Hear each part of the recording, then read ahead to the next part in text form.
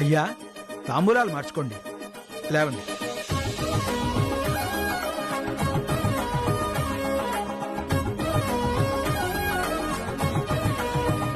ఓం అయం ముహూర్తస్సు ముహూర్తోస్తు శ్రీమన్మహాగణాధిపతే నమః. ఓం ధ్రువం తే రాజా వరుణో ధ్రువం దేవో బృహస్పతి ధ్రువం త ఇంద్రశ్చాగ్నిశ్చరాశ్రం ధారయతాం ధ్రువం.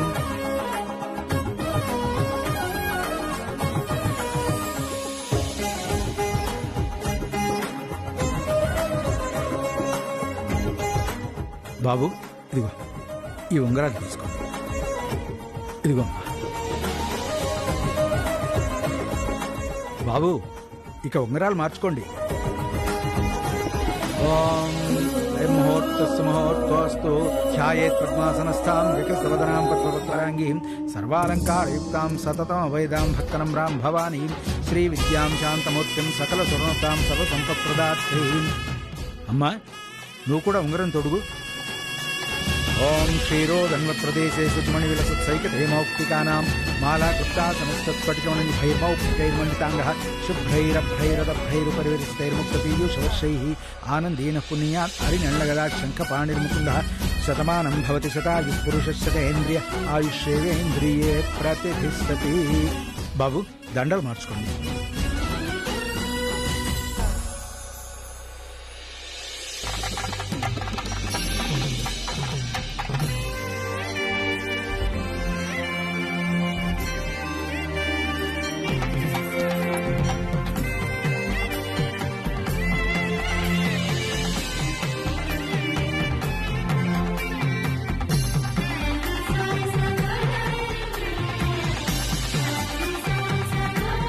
ఓం శతమానం భవతి శతాయుః పురుషः శతేంద్రియ ఆయుష్యేంద్రియే ప్రతిష్ఠతి. అయ్యా, నిశ్చయ తాంబూలాల కార్యక్రమం నిర్విఘ్నంగా జరిగిపోయింది.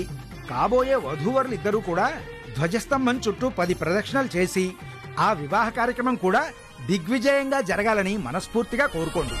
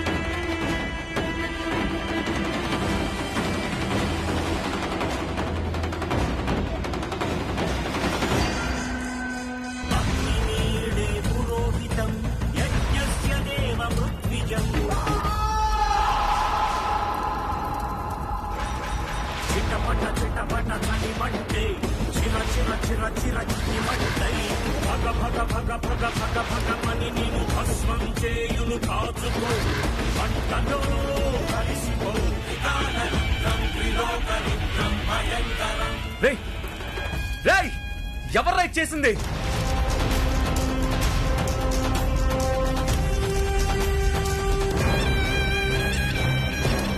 ఎవడ్రా అమ్మ ఫోటో కాల్చింది?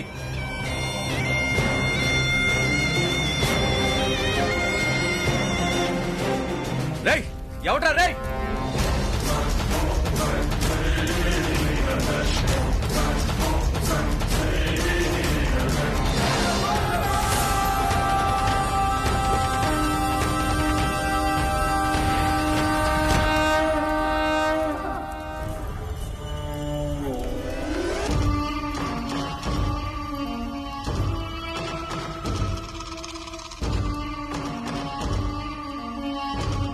అయ్యయ్యో, అక్కడ మీ అమ్మ తగలబడిపోతుంది.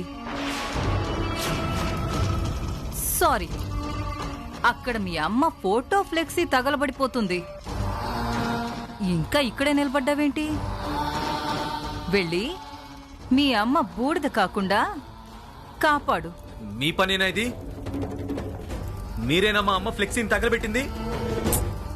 చూడు బాబు, నాకు ఏ పనైనా చాటుగా చేసే అలవాట్లేదు.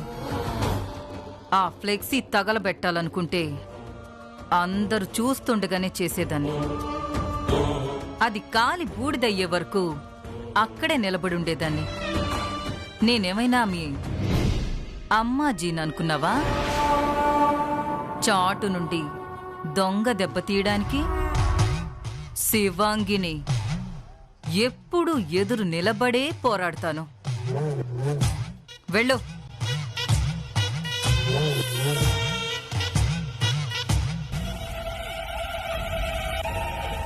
రే నంది రారా అన్న ఈ మంటలేదన్నా?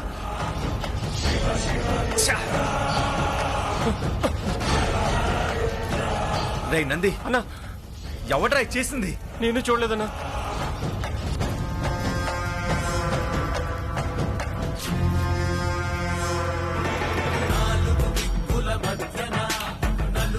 పదరా. నమస్కారం అన్న. గుడి బయట సీసీటీవీ ఫుటేజ్ చూపించు. సరే అన్న, చూపిస్తాను.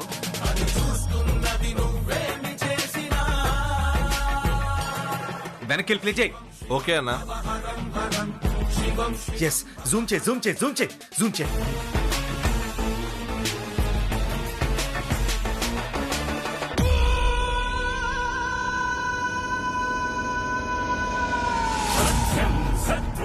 ఎస్, వీడే. పదరా నంది.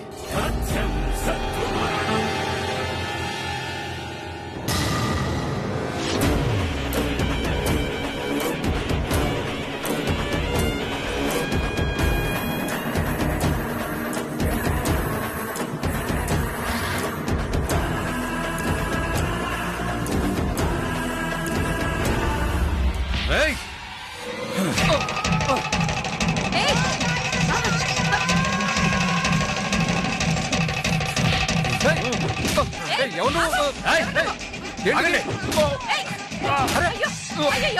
ఎందుకు కొడుతున్నావయ్యా? అరే ఏంటిది? ఆగు. ఆగవయ్యా బాబు, ఎందుకు కొడుతున్నావు? మా అమ్మ ఫ్లెక్సీనే బుడు చేస్తావరా? బాబు ఆగండి బాబు. అయ్యో బాబు.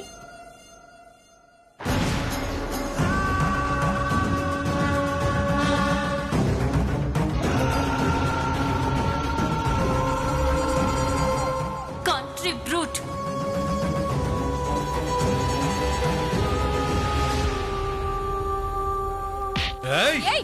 నిన్ను అసలు ఎంత ధైర్యం ఉంటే మా అమ్మ ఫ్లెక్సీని తగలబెడతావా?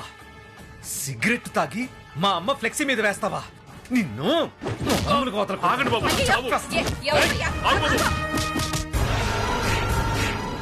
బాబు చెప్పేది వినండి బాబు. బాబు అయ్యో ఆగండి. బాబు బాబు మీకు దండం పెట్టండి. నేను చేయకు బాబు. నేను చెప్పేది వినండి బాబు. బాబు అయ్యో ఆగండి. ఆగండి. ఆగు బాబు, ఆగండి. నీకు పుణ్యం ఉంటుంది బాబు. మీ గురించి వాళ్ళకి తెలియదు బాబు. నా మాట విను బాబు. ఊరికి కొత్త బాబు. మీరెవరు ఏంటి అనేది వాళ్ళకి తెలియదు బాబు. మీరు తప్పుకోండి ఆనందే గారు. బాబు ఆగండి బాబు. బాబు బాబు మీకు దండం పెడతాను బాబు. కావాలంటే కాళ్ళు పట్టుకున్నాను. ఆనందే గారు. ఆగు బాబు, ఆగు బాబు. నా కొడుకు మీద చేయి చేసుకుని కాళ్ళు పట్టుకుంటావేంటయ్యా? నీకు చేత కాకపోతే తప్పుకో. ఏంటైనా అలా చూస్తూ ఉన్నారు? కొట్టండి వాడిని. బాబు ఆగండి బాబు. అయ్యో ఆగండి, ఆగండి. ఇక్కడ పరిస్థితులు మీకు తెలియదమ్మా. నేను చెప్పేది వినండి. నేను చెప్పేది వినండి అమ్మా. బాబు ఆగు బాబు, ఆగు బాబు. పెద్దవాణ్ణి చేతులెత్తి దండం పెడుతున్నాను. నా ముఖం చూసి వాళ్ళని క్షమించు. అమ్మాజీకి నేను క్షమాపణ చెప్తాను బాబు. నేను చెప్తాను బాబు. మీ మొహం చూసి వాడిని వదిలేస్తున్నాను. లేదంటే బాబు రేయ్, మళ్ళీ ఈ ఊర్లో నాకు కనబడకు.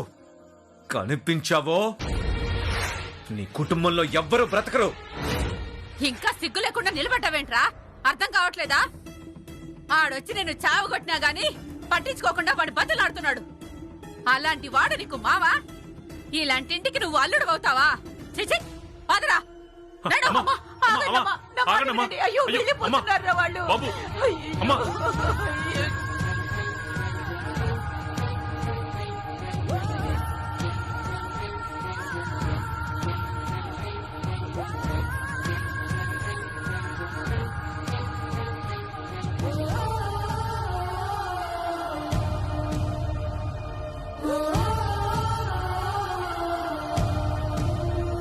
అయిపోయింది, అంత అయిపోయింది. అమ్మా నా కూతురు జీవితం నాశనం అయిపోయింది.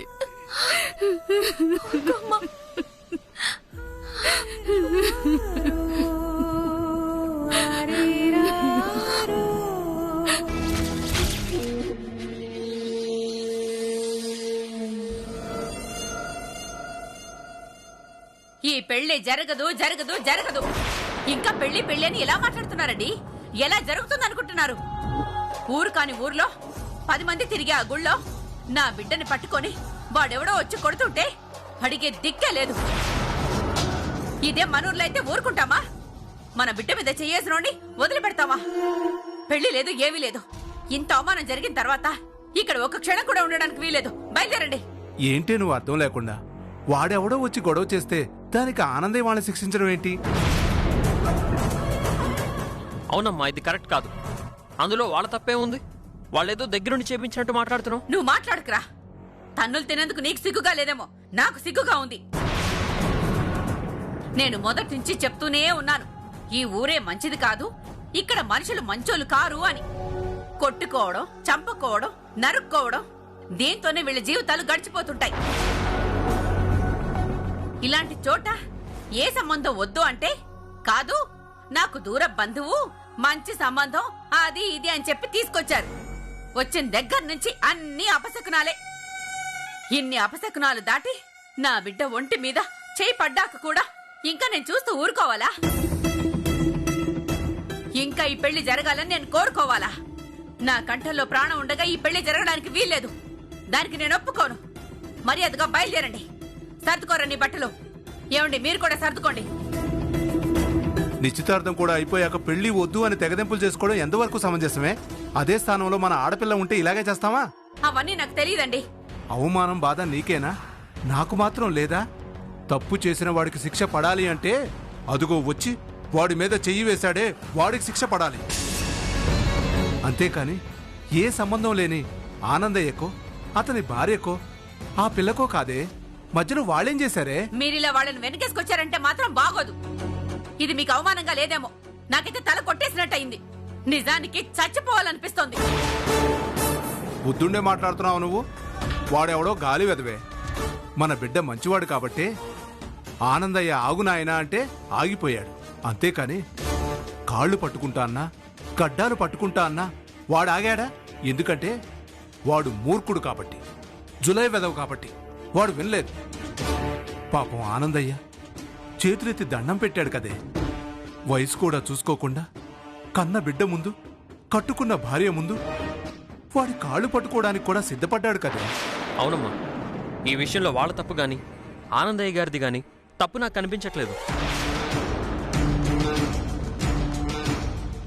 తన కాబోయే అల్లుడి మీద చేపడితే నీకొచ్చినంత మాత్రం కోపం, నాకొచ్చినంత కోపం ఆయనకి రాదా? పరిస్థితి తెలిసి ఆయన సర్దుకుపోయారు. పరిస్థితి తెలియక నువ్వు ఆవేశపడుతున్నావు.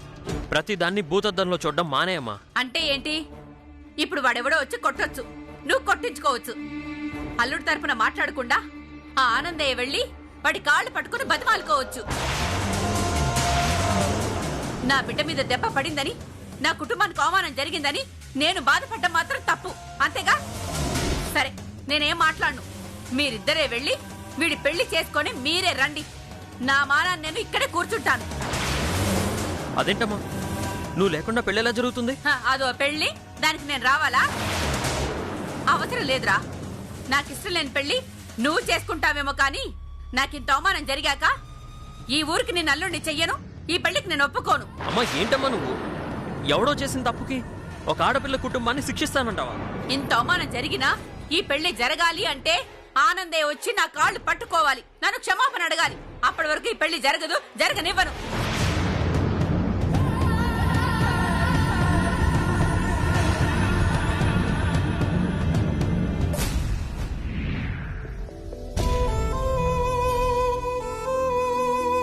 వాడి చేతులు పడిపోను. వాడెక్కడ దాపురించాడే? శుభో అని తాంబూలాలు కూడా మార్చుకున్నాం. ఇలా గొడవ చేసి చచ్చాడు. ఆవిడ కూడా వచ్చిన దగ్గర నుంచి ఏదో వంకతో మనల్ని తక్కువ చేసి మాట్లాడుతూనే ఉంది. మాట్లాడతారు. అబ్బాయి తరపు వాళ్ళు అన్నాక మాట్లాడకుండా ఎలా ఉంటారు?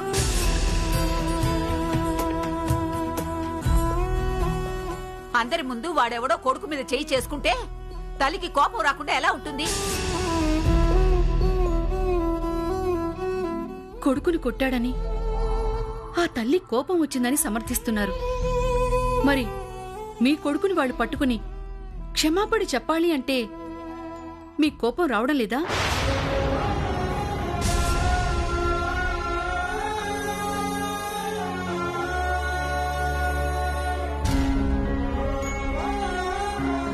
ఎవడో వచ్చాడు, ఎందుకో కొట్టాడు, దానికి ఆయన తప్పన్నట్టు ఆవేశపడిపోయి అల్లుడు గారిని తీసుకుని వెళ్లిపోయింది. ఇప్పుడు ఏమంటుందోనని ఒకటి భయం. ఏ తప్పు చేయకుండా మనం ఇలా బాధపడ్డం, భయపడ్డం ఎందుకమ్మా?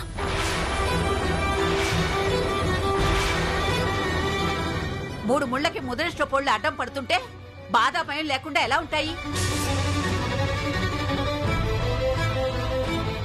ఆడపిల్ల పెళ్లి అంటేనే అడ్డంకులు ఎదురు చూస్తూ ఉంటాయమ్మా. మెడలో 3 ముళ్ళు పడే వరకు అలాంటి సమస్యలు ఏవో ఒకటి పలకరిస్తూనే ఉంటాయి. శుభం అని నిశ్చితార్థం పెట్టుకుంటే చున్నీ తగలబడిపోయి నానా గొడవ అయ్యింది. పోనీ లేని గుళ్ళో పెట్టుకుంటే ఆ దేవుడి దయ వల్ల ఏ అడ్డంకులు ఉండవనుకుంటే ఇలా జరిగింది. నేను కొంచెం ముందుగా చూసుకున్నా అల్లుడి గారి ఒంటి మీద దెబ్బ పన్నిచ్చేవాడిని కాదు. అసలు వాడెవర్రా దీని పెళ్లికి శనిలా దాపరించాడు?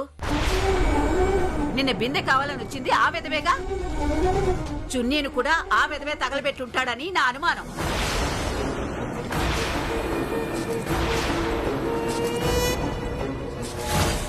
సరే, ముందు వాడు నీ అల్లుడి మీద చేయి చేసుకున్నాడు. అది తెలిసాకైనా వాణ్ణి పట్టుకుని ఆ చెంప ఈ చెంప వాయించకుండా ఆ బండ విధవని నువ్వు బతిమిలాడ్డం ఏంట్రా? అమ్మా నువ్వు అరవకే. ఆ చెంప ఈ చెంప వాయించడానికి వాడేమన్నా అల్లాటప్ప మనిషి అనుకున్నావా? అమ్మాజీ మనిషి, వాళ్లతో పెట్టుకుని బతకగలమా?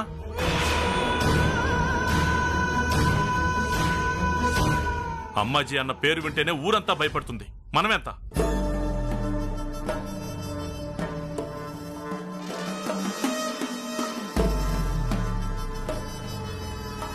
ఎన్ని సంవత్సరాలుగా ట్రస్ట్ చైర్మన్ గా, ఆలయానికి ధర్మకర్తగా ఎదురు లేకుండా ఏకఛత్రాధిపత్యంగా మీరే ఉన్నారు. ఇప్పుడు కూడా మీ పరువు పరపతి దిగజారకుండా కేవలం మీరు కూర్చునే కుర్చీని ప్రచారానికి పంపి ప్రజల్లో మీకున్న విలువని, అభిమానాన్ని అందరికీ తెలిసొచ్చేలా చేశారు.